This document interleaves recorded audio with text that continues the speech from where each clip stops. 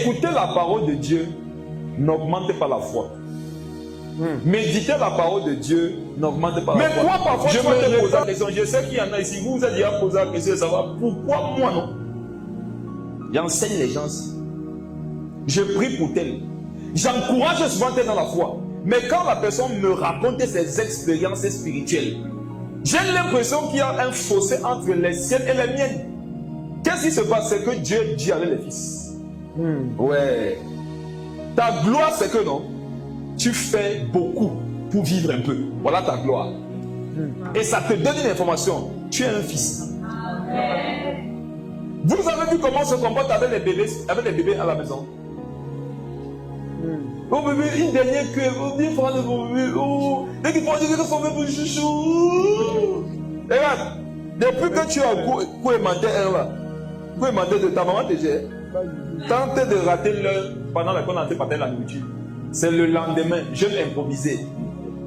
Il y a un âge où tu manges, bon, je ne manges plus jamais. Il y a un âge où tu ne manges pas, on te flattait. Dieu fait ça. Dieu traite souvent les gens. Tu crois qu'il fait la combine. Tu crois qu'il fait la combine. Il ne fait aucune concurrence. Si tu as remarqué que Dieu dit à toi, tu es un fils. Tu es mature, tu es un adulte. Supporte. Je n'ai jamais vu un aîné responsable se fâcher parce que quand le père mange, il a dit le reste au petit. Bon, c'est normal. C'est normal. Nous autres, on a. Pourquoi je pense aujourd'hui que je veille beaucoup facilement? Moi, je sais combien de fois j'ai veillé dans ma vie en attendant que mon père rentre pour manger me donner le reste.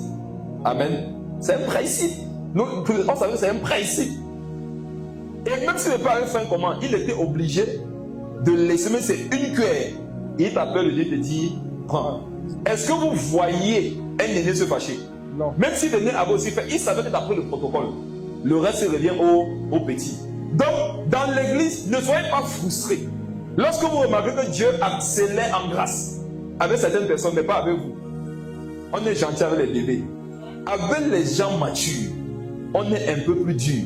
Et Dieu prend plaisir à être Dieu avec nous. Pourquoi? Parce que ça te forme, ça t'établit. Si tu as aussi remarqué, on ne confiait pas les mêmes responsabilités au dernier de la famille, comme on en confiait à l'aîné.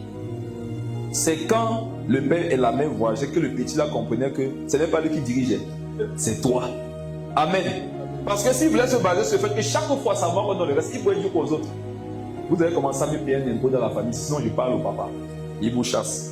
Mais c'est quand le père et la mère voyageaient, qui voyait, ce n'est pas lui qu'on appelle. On appelait qui? Celui avec qui on est dur. Et on dit à celui-là, pas derrière, fais attention. On ne lui donnait aucune recommandation. On lui disait seulement que chouchou mange. C'est là qu'il voit que waouh, je suis soumis à ce gars qui devant moi, chaque fois que je le paie, ne donne pas son reste de nourriture. Amen. Amen. Vous savez quand est-ce que Dieu veut vous montrer que vous êtes des personnes qui comptent pour lui? C'est quand vous rencontrez des adversités.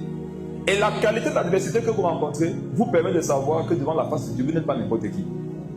Arrêtez de pleurnicher lorsque vous avez remarqué que votre vie est parsemée d'embûches, d'opposition, de combines contre vous. Regardez, ça donne des informations. Vous êtes des fils établis. Parce que Dieu ne permet pas que certaines personnes soient tentées par un certain nombre de choses. Amen.